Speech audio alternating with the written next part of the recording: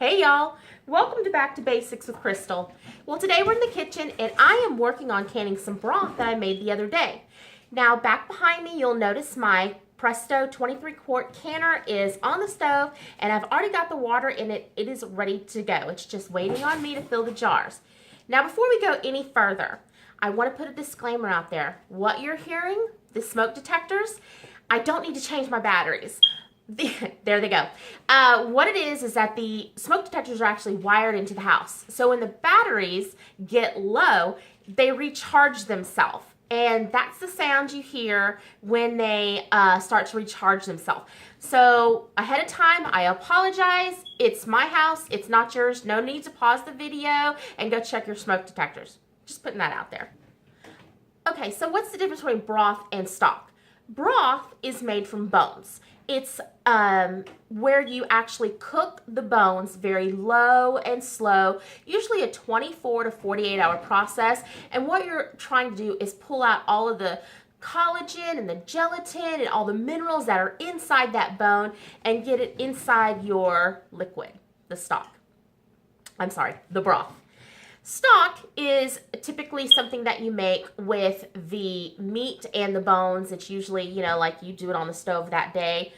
And that's usually what a stock is. It's a little bit thinner. It's a lot thinner, where broth is very thick. Now, what a lot of people like to do is they like to cut that cook time down on their bone broth. So what they'll do is they'll put a couple of tablespoons of vinegar, whether it's apple cider, clear vinegar, whatever the case may be. They'll put that in there and it cuts their time down to 12 to 24 hours. I used to go that route, but I prefer the low and slow route now. In the past, I've had vinegar actually cloud my broth, which it doesn't affect the taste at all.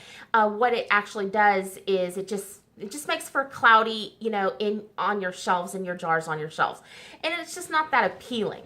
I've also had vinegar kind of change the flavor of my broth. And it's just not something I prefer on the shelf for long-term storage. So I go the old-fashioned low and slow 48-hour path.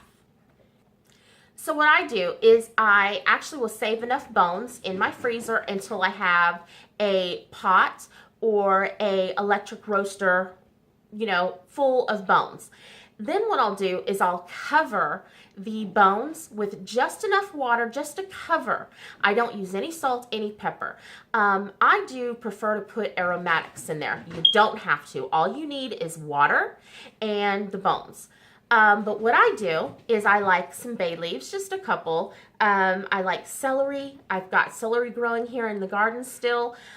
Garlic, and I don't even bother to peel it. I just kind of smash it and put everything, skins and all, into the water. Onions, I do the same thing. I kind of peel the outer peel of that onion off, then just chop it in half and throw it in there. I like ginger root, but not a lot, just a couple of pieces, especially with pork and chicken.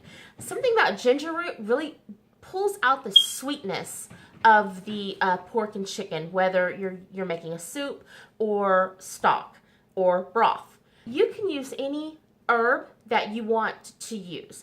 I just don't use them, I just don't use a ton of them because I want the flavor of the broth with a little bit of added kick without overpowering, because I don't know what I'm going to be using this broth for, whether it's for soups, whether it's for rice, whether it's for pasta, and I really want to keep my broth nice and neutral.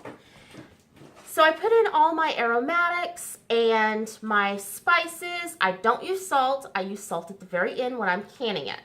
And then I let that cook for 48 hours.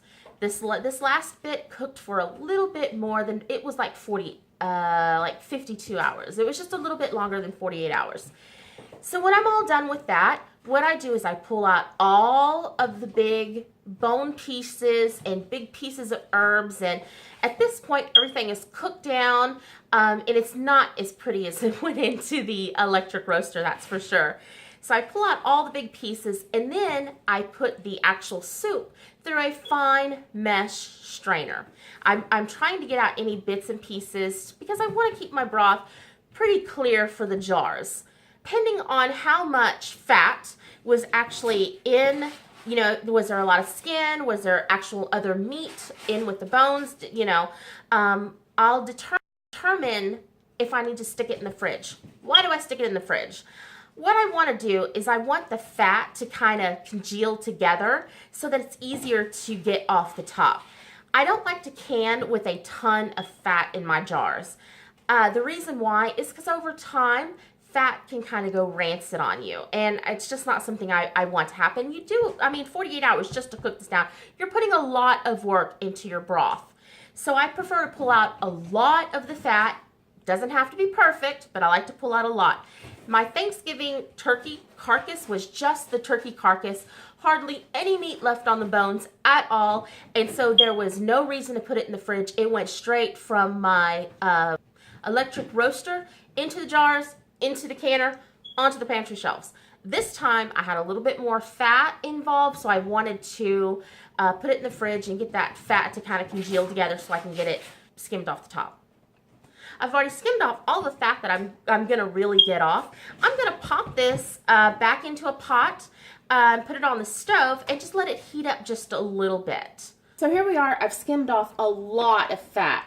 Here is the fat that I skimmed off, and this is not going to go to waste. Roscoe is going to love this on his dinner tonight. Pop this back into a pot real quick, put it on the stove, and just kind of let it heat up just a little bit. This is going to be messy. Hopefully not too bad. And I just want to show you. This is it's been out of the fridge for a little bit. You see how jiggly that is? It's gelatin. Gelatin. You know, like the stuff, the flavored stuff that you like to eat.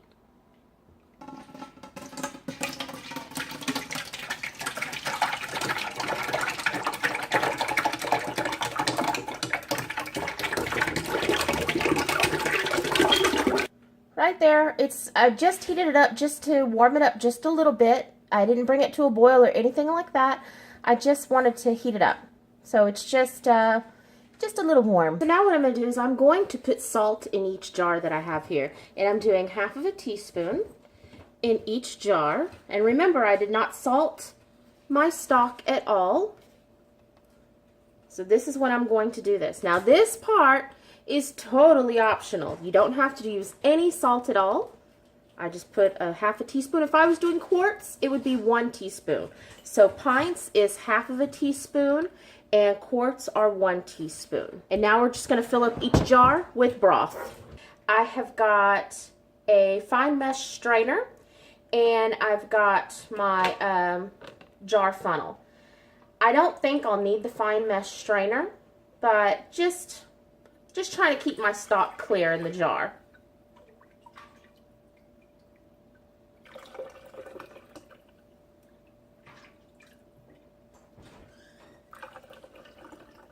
And you see how thick that is? That's the difference between stock and broth. Broth is very thick and rich with all kinds of minerals and gelatin. And I'm going to fill it right to a 1-inch headspace. And just so you know,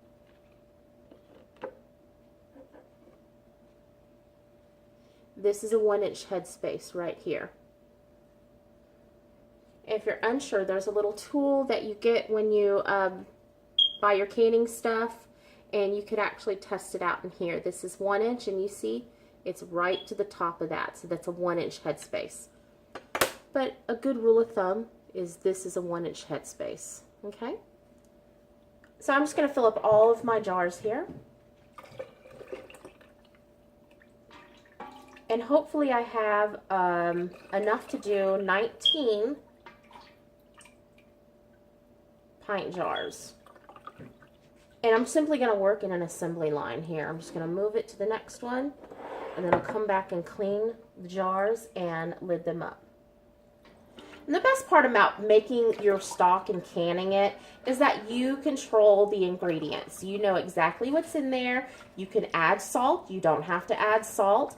By the way, in case you're wondering, I am using a pink Himalayan sea salt. You want to make sure that you do not use an iodine salt for canning.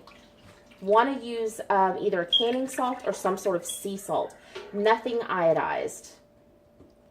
I don't think we're going to make 18 jars. We're going to come close, but I don't think we're going to make 18.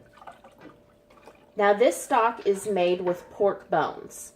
You can do pork, you can do venison, beef, chicken, turkey.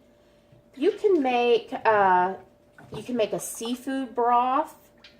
You can make vegetable broth from vegetable scraps from your kitchen. Very, very versatile stuff. Never throw away scraps if you can help it. There's always a use for it. Always.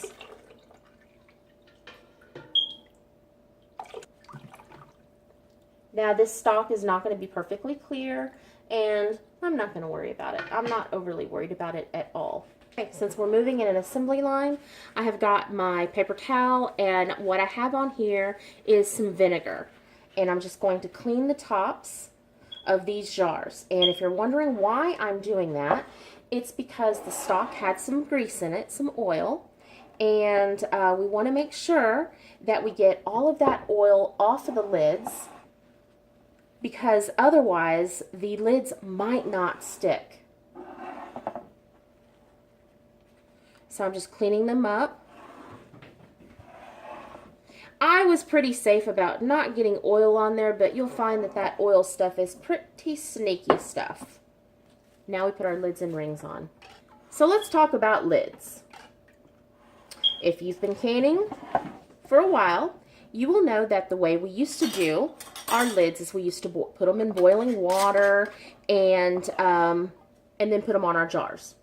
Well, a few years ago, Ball decided to make a change in their formula for the rubber. The rubber that goes around and makes the seal.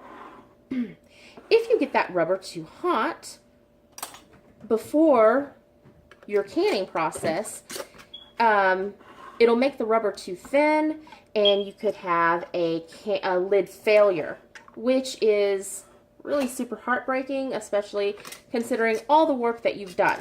So what I do now, just with the Ball lids, if you're getting your lids from another source, another company, you want to check with them, call their customer service line, and find out if they still recommend boiling them, or if they're the new rubber.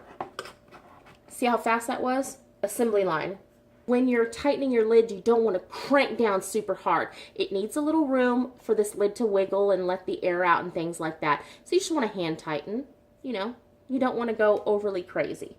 I'm going to fill up the rest of my jars that I have, which is not that much, and we're going to see how much we actually get, and I'll bring you right back. Okay, so there are our first 9 jars. The water is already heating up.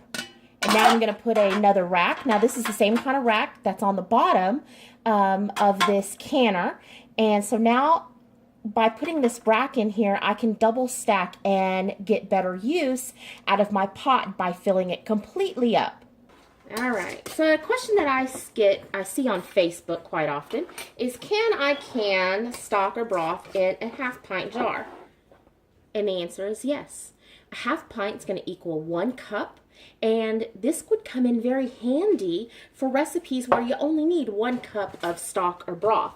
And by the way, stock and broth, they're used interchangeably. If a recipe calls for stock, you can definitely use your broth, not a problem. So we have 9 on the bottom, 10, 11, 12, 13, and this would have been 14, but I did 2 half pints here. I've done all of my safety checks and everything, and I'll have to do another video on pressure canning, but you want to make sure that everything is secure, tight, and this is clear of all debris. And we're just going to put the lid on this and wait for it to come up to heat. Okay, y'all, so we waited for this to pop up, and now you see the steam coming out here of the vent. We're going to let this vent for a full 10 minutes before I put the weight on. So this has been almost 10 minutes. The timer's just about to go off. And you see, we still see steam here. Up there it goes. All right, now we're going to take our little weight, and we're going to cap it up. instantly quiet. We're going to let this come up to 10 pounds of pressure. Our little jiggler here, our weight is jiggling all over the place. It's dancing for us. And you can also see that our gauge is at 10 pounds. For my altitude, I pressure can at 10 pounds. If you're at a higher altitude, then you'll need to check and see what you need to pressure can at on both areas. We're going to time this out for 20 minutes for our pints and half pints. If we were doing quarts, it would be 25 minutes. So I'm going to set the timer and we'll see you back in 20 minutes. Okay, so this is officially done. I'm going to turn the heat off and move it from the heat source. Now, like I said, pints and half pints go for 20 minutes. Quarts go for 25. I'm not going to do anything other than remove this from the heat source. I'm not going to take the little weight off. You don't want to do any of that. You want the heat to come down naturally. Once this gets to, well, first this is going to stop jiggling. Then that's going to go to 0. And then this is going to go back down. Once that happens, I always time it out for about 30 minutes. And then I'll take the lid off, but not until then. So we've got a ways to go before this cools down and I actually open up the lid for the first time. And this has come down to temperature enough to open the canner, but keep in mind it's still going to be very, very hot. So I've got to be very careful.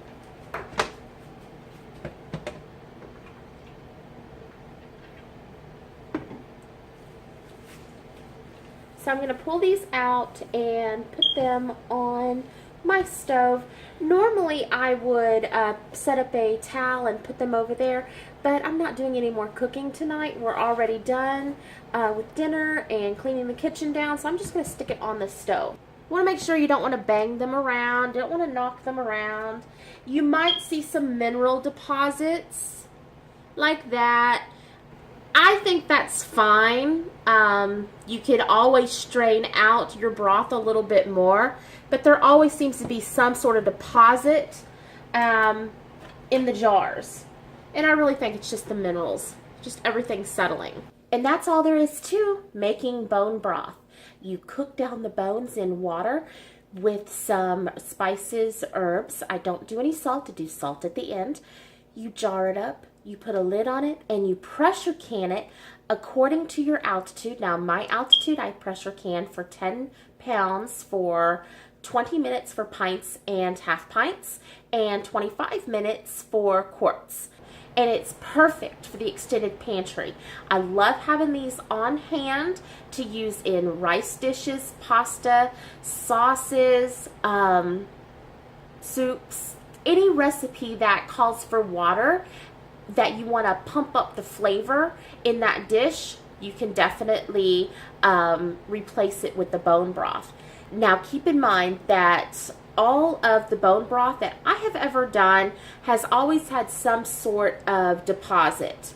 I think it's just the minerals. I think it's from the very long cook time that it goes through. A lot of minerals end up in this, and it's very, very thick. Even right out of the canner, you can see how thick it is. I suppose I could filter it a little bit better than I do, but having the deposits, the minerals in my bone broth has never bothered me. If it bothers you, you could definitely, strain it out a little bit better. But other than that, we're done. If you guys haven't done so yet, please hit that subscribe button below and give me a big old thumbs up if you like the video. If you have any comments or questions, please ask down below. And don't forget to share this on all your media platforms. And until we talk again, y'all have a blessed day. Bye now.